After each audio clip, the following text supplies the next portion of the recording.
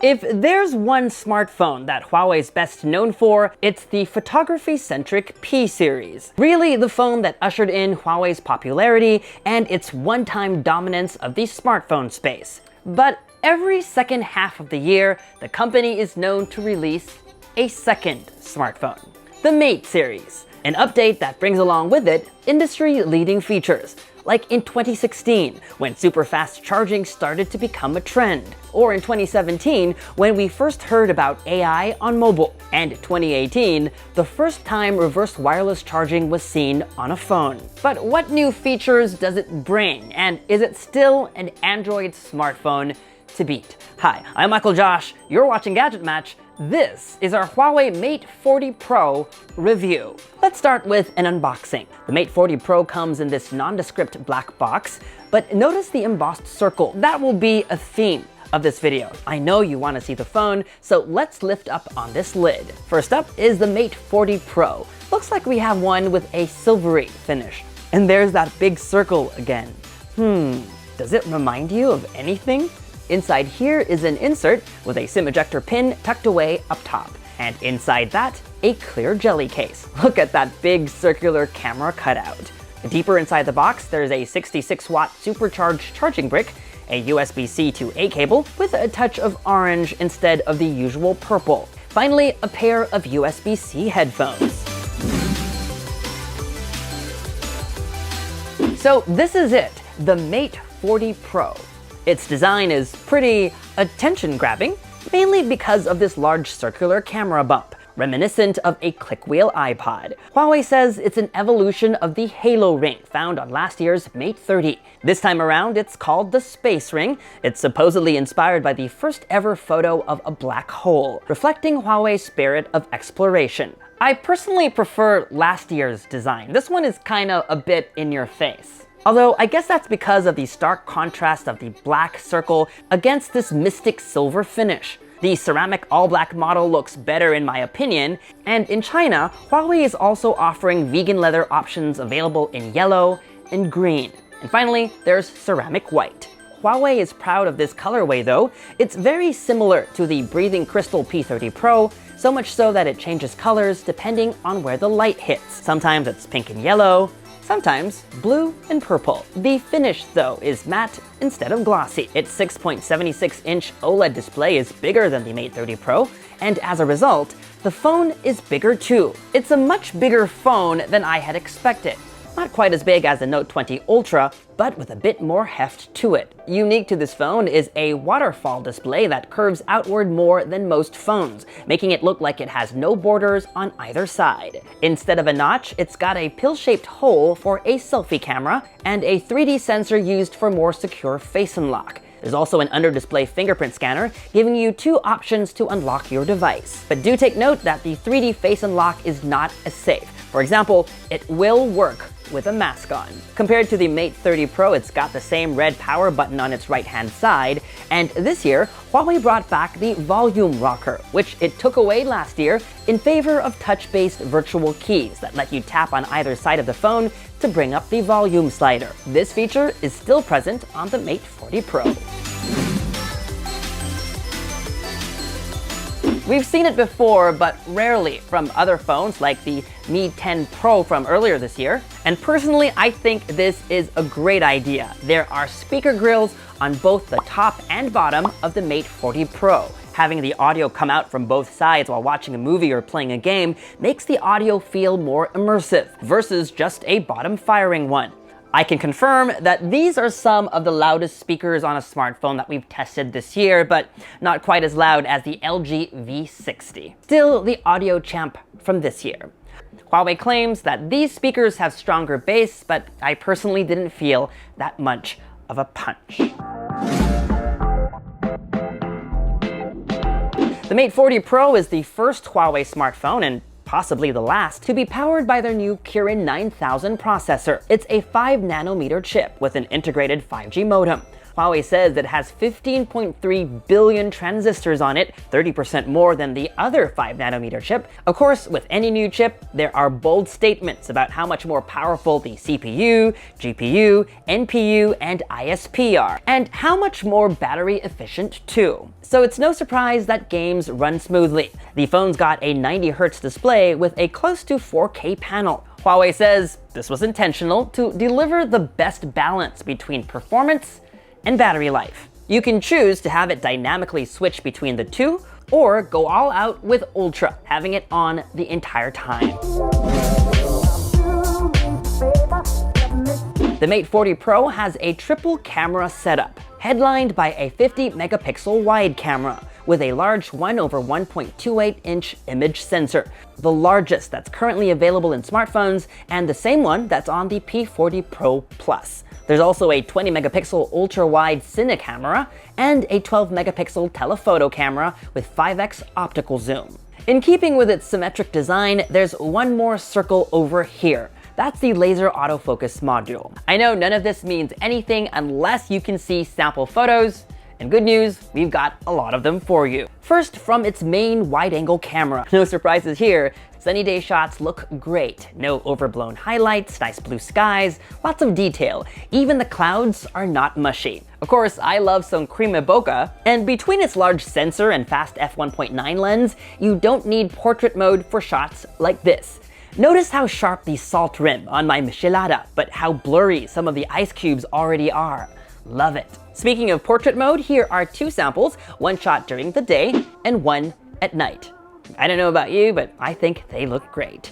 As can be expected, the 1x lens is pretty good in low light, whether it be this food shot of my quesadilla, this subway photo, and of these neon lights. None of them required night mode. With a 100-degree field of view, Huawei's ultra-wide-angle lens isn't as wide as its competitors. Take a look at this comparison versus the iPhone 11 Pro Max. That said, it is a very good camera, one that you can actually use at night. Of course, during the day, it's great too. And if you compare these almost similar photos versus the main lens, you'll find that they're tuned very similarly. To gauge low light performance, take a look at this colorful wall in between two buildings. The shot on the left was taken during the day, the shot on the right was taken at night without night mode. That said, night mode still works with the ultra-wide-angle lens. I used it in this shot of the Brooklyn Academy of Music building. Here's the same photo with night mode turned off. But TBH, it didn't really need night mode. Which one do you like better? Sound off in the comments section below. Finally, let's take a look at that periscope telephoto camera. If you ask me, I'm pretty glad that Huawei has stepped on the brakes in terms of pushing towards that 100x zoom on a smartphone. Its 5x optical telephoto lens is sufficient, even indoors. During the day, 10x hybrid zoom is pretty good also. And finally, let's zoom in all the way to 50x. As you can see in these 1x, 10x, and 50x photos of the One Hansen building in downtown Brooklyn, you'll find that 10x is still very good, while 50x is passable, but not something you'd post unless the subject that you're taking a photo of was rare. We're not done yet. I also want to know how the Mate 40 Pro's camera compares versus the new iPhone 12 Pro, the Samsung Galaxy Note 20 Ultra, and the Pixel 5. For this comparison, we'll focus mainly on low-light photography. First, 1x. Night mode, dimly lit room, some accent lights in different colors, balloons not fully stationary. The iPhone 12 Pro's photo is bright, but there's no shadow detail on my face. It's the opposite on the Note 20 Ultra. The Mate 40 Pro struggles a bit here. The Pixel 5 has the best balance and is kinder on my face. Now let's zoom out. Ultra-wide-angle lens. All phones now support night mode with this camera. The iPhone 12 Pro is the worst shot here. The Note 20 Ultra is contrasty as usual, but well balanced. The Mate 40 Pro is bright, but not very ultra-wide compared to the others. The Pixel 5's photo is the best one again. Finally, an extreme low light test. Hardly any available light here. Each phone was pretty still, some choosing to expose for as much as 25 seconds. The Pixel 5 chose a short exposure and has the worst photo in this set. The Mate 40 Pro did a reasonable job, but the photo is a bit on the yellower side. And finally, it's neck and neck between the Note 20 Ultra and the iPhone 12 Pro. Which one is better is probably a toss-up depending on which mood you like better. I kinda like the iPhones here. 2 years ago, the Mate 20 blew its competitors out of the water with its ability to basically see in the dark. It's interesting how competition has since caught up. These last few days in New York have been rainy and gloomy, so I haven't really been able to shoot a lot of video. Huawei says its ultra-wide Cine camera, with its 3:2 ratio and XD Fusion HDR technology that processes backlit video in real time, is a big improvement. I guess I'll just have to post samples on social media, so make sure to follow me there. Finally, the Mate 40 Pro has a 13-megapixel ultra-wide-angle selfie camera with anti-distortion technology and intelligent FOV finder, which will detect if multiple people are in a shot and will adjust framing accordingly. The other cutout, by the way, is not a second selfie camera, but is used for 3D face unlock. Whether they're true to life or not, I love how I look on selfies taken on Huawei phones, and the Mate 40 Pro is no exception. By the way, when you first set up portrait mode, you'll be given the option to turn beauty mode on or off by default. Here are more selfie sample shots.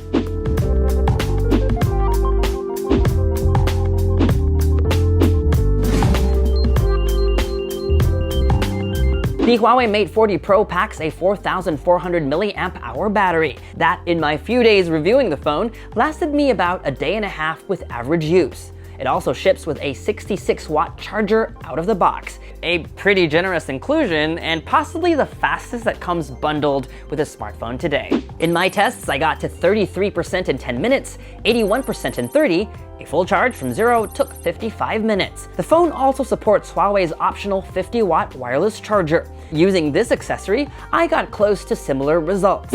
26% in 10 minutes, 72% in 30, and a full charge in just a minute shy of an hour. As a point of comparison, Samsung's Galaxy Note 20 Ultra comes with a 4,500 mAh battery and ships with a 25-watt charger, which gets you to 58% in 30 minutes and 100% in 70. The Note 20 Ultra only charges up to 15 watts wirelessly. Samsung's wireless charger, you can get to 22% in 30 minutes and 100% in double the time it takes to wirelessly charge the Mate 40 Pro. The Mate 40 Pro runs EMUI 11 based on Android 10. As EMUI 11 just rolled out, and given its current relationship with Google, this comes as no surprise. One of my favorite software features that's unique to the Mate 40 Pro is called Eyes On Display, an improvement to the Always On Display feature on some of its phones. You know, when phone displays don't dim all the way but show you the time or date or a cool graphic. To save on battery life, Eyes On Display will dim the screen all the way. You don't even need to move your head. Just move your eyes and look at your phone. It's pretty cool, I've gotta admit. Other cool features include smart gestures. New to the Mate 40 series is being able to wave left and right to flip through photos in your gallery. But my favorite is the grab gesture to take a screenshot. The Huawei Mate 40 Pro will retail for 1,199 euros. Huawei also announced the Mate 40 and Mate 40 Pro Plus, which retail for 899 and 1399 euros respectively. So, is the Mate 40 Pro your gadget match? Let me start by saying that I really hate the fact that we're in this situation where one of the world's best smartphone manufacturers cannot compete on equal footing with the rest of the world's best. Huawei is doing its utmost to survive this political crisis, investing millions of dollars into its own app ecosystem, its own operating system called Harmony OS, and its own set of services like Pedal Search and the upcoming Pedal Maps. But as it stands, one can't overlook the lack of Google Play services and how that impacts the experience for everyday Android users. And then, there's the fact that because of US restrictions, Huawei's chip-making arm might not be able to source all the parts that it needs to make the Kirin processor.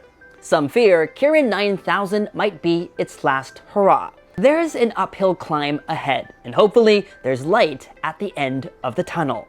All of these challenges aside, in a world where the lack of GMS wasn't an issue, this is what I would have said about the Huawei Mate 40 Pro. I think it's a solidly built, well-designed smartphone.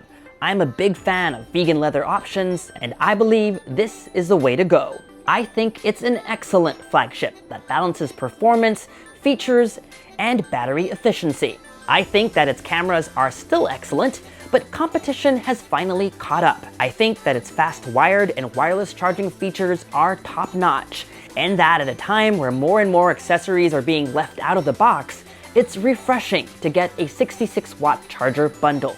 And I think that its current price tiers, starting at €899, are competitive versus the likes of Samsung and Apple. So in a perfect world, the Huawei Mate 40 Pro would be up there among the best phones that I can wholeheartedly recommend. Here's to hoping political challenges resolve themselves soon. I'm a fan of Huawei phones no more than I'm a fan of Samsung Galaxies and Apple iPhones. I think in an Android world, Huawei is in a different league in terms of building an ecosystem of devices, apps, and services that work together. But my stake in all of this is competition, because competition means more choice and better technology for us all. And that was our Huawei Mate 40 Pro review. If you'd like to see more content like this one, subscribe to this YouTube channel, hit that bell icon so that you get notified as soon as we upload new videos. Follow me on social media for all the behind-the-scenes fun stuff, and as always, make GadgetMatch.com your daily habit. Until the next video, I'm Michael Josh. Thanks for dropping by.